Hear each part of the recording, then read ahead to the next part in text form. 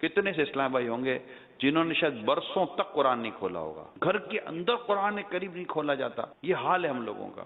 قرآن پڑھنے کے لیے، قرآن سمجھنے کے لیے، قرآن عمل کرنے کے لیے، قرآن کی اپنی برکت ہے. دکان پہ رکھو بھی برکت ہے، گھر میں رکھو تو بھی برکت ہے، چومو تو بھی برکت ہے، سینے سے لگاؤ تو برکت ہے، آنکھوں سے لگاؤ تو برکت ہے، سر پر رکھو تو برکت ہے. چھوئے گا تب جب اس کا وضو ہوگا. بے وضو قرآن کو چھونا جائز نہیں ہے. مگر قرآن کریم کی جو بنیادی بات ہے وہ یہ ہے کہ اس کو درست پڑھا جائے اور اس کو سمجھا جائے اور اس پر عمل کیا جائے. حضرت ابو ہریرہ رضی اللہ تعالیٰ عنہ فرماتے ہیں جس گھر میں قرآن پڑھا جاتا ہے وہ اپنے رہنے والوں پر کشادہ ہوتا ہے، اس کی بھلائی کثیر ہوتی ہے، اس کے فرشتے حاضر ہوتے ہیں اور شیاطین اس سے نکل جاتے ہیں. اور جس گھر میں قرآن نہیں پڑھا جاتا وہ اپنے رہنے والوں پر تنگ ہو جاتا ہے، اس کی بھلائی کم ہو جاتی ہے، اس سے فرشتے نکل جاتے ہیں اور شیاطین آ جاتے ہیں. ایسے کئی گھر آپ کو ملیں گے کہ جس میں ایک عرصے تو قرآن کوئی کھلتا ہی نہیں ہے. کھلتا ٹی وی ہے جس پہ گانے باجے، فلمیں، ڈرامے اور یہ جو کچھ میوزک وغیرہ ہوتا ہے یہ ہوتا ہے. موبائل جب بھی لیتے ہیں موبائل کو اس کے فنکشن کو سمجھنے سیکھنے کے لیے سارا وقت دیں گے،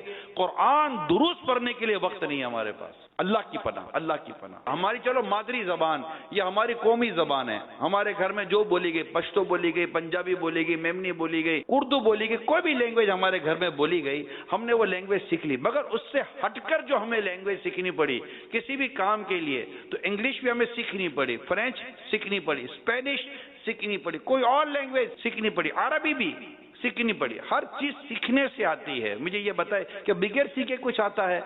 ہم میں سے کتنے ایسے اسلامی بھائی ہیں جنہوں نے قرآن سیکھا نہیں کہ کیسے پڑھنا ہے درست. بڑی بڑی ڈگریاں لیتے ہیں، بڑے بڑے پروفیشنلز ہیں. میں نے باقاعدہ یونیورسٹیز کے اندر مختلف جگہوں پر جا کر بھی میں نے بیان کیا. میں نے کہا 25 سال 30 سال آپ نے پڑھائی کی.